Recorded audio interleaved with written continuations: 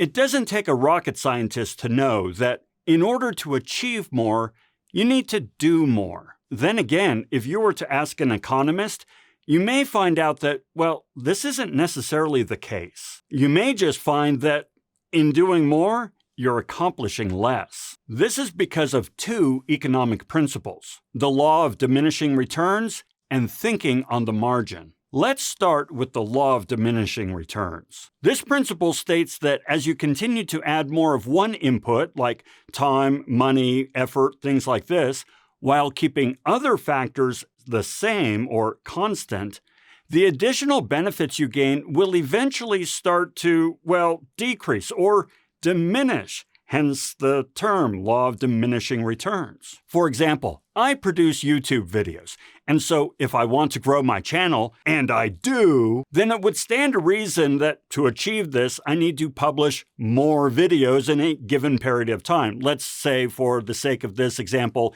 each month, the number of videos I publish each month. And this would be true up to a point.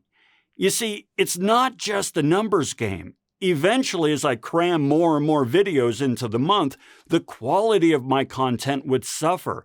And so while I may be producing more videos, the content would eventually be perceived as less valuable and so would have the opposite effect I'm looking to achieve. A great way to understand the law of diminishing returns is with this graph. Here along the x-axis, I have the number of videos published, right? Remember, we're doing this within the span of a month. The videos are evenly spaced along the axis because each is the same unit of measure, one additional video. Then we have the y-axis. This indicates channel growth. This can be things like the number of views or watch hours, subscribers, things like that. Now, initially, the curve rises steeply as each additional video adds significant value and drives measurable growth in the channel. However, as more videos are added during the month, the curve begins to flatten as each new video adds less growth value. This is the diminishing returns part of the law. Eventually, as I publish more and more videos of ever-decreasing quality, the curve might even begin to slope downward, indicating negative channel growth. Not what I want. Now, that's the law of diminishing returns.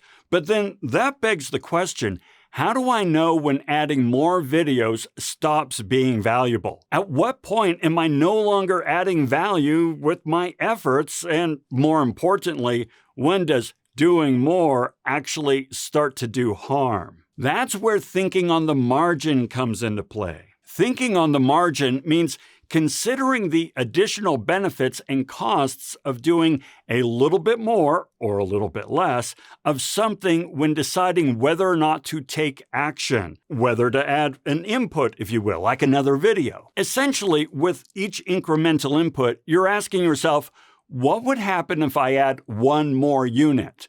Will it help me get closer to my goal, or will it set me back? Here's how this process works when I am deciding whether or not to publish one more video in a given time period. Identify the marginal benefit. I ask myself, what will this one additional video contribute to my channel's growth? Will it attract more viewers or subscribers? Will it keep my audience engaged? Will it fill a content gap or capitalize on a current trend or something like that? I don't normally go in for that sort of thing, but yeah, I can ask the question. Identify the marginal cost. I then consider the question, what will it cost me to create this video? Will making this video take time away from improving my other videos or services? Could rushing this video harm my overall content quality? Could I spend the time on something with a higher return, like engaging with my community on Patreon?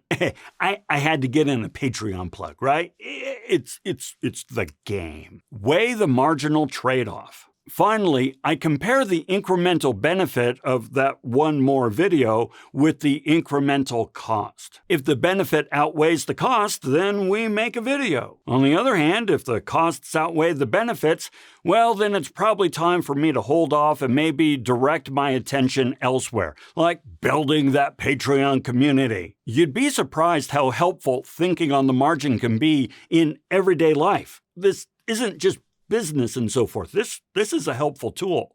For example, when planning a vacation, it may be tempting to think that you need to fill every moment of every day with some sort of activity. But if you've ever done this, then you'll know that this doesn't always make for a better vacation. My wife and I like to visit Las Vegas. We do so fairly often. And we used to think that we needed to see a show every single night, and in some cases we saw 2 shows a day. Well, we eventually came to realize that this created far more stress and anxiety than we wanted. And it's a vacation, for crying out loud. What are we doing adding stress? No. So these days we skip a night here and there and just enjoy our time away, our time together. We don't need to see a show all the time. So there you go. Try thinking on the margin in your own life and avoid the law of diminishing returns and keep things awesome. All right, that's all I have for today. Now go off and make some trouble. We'll see you later.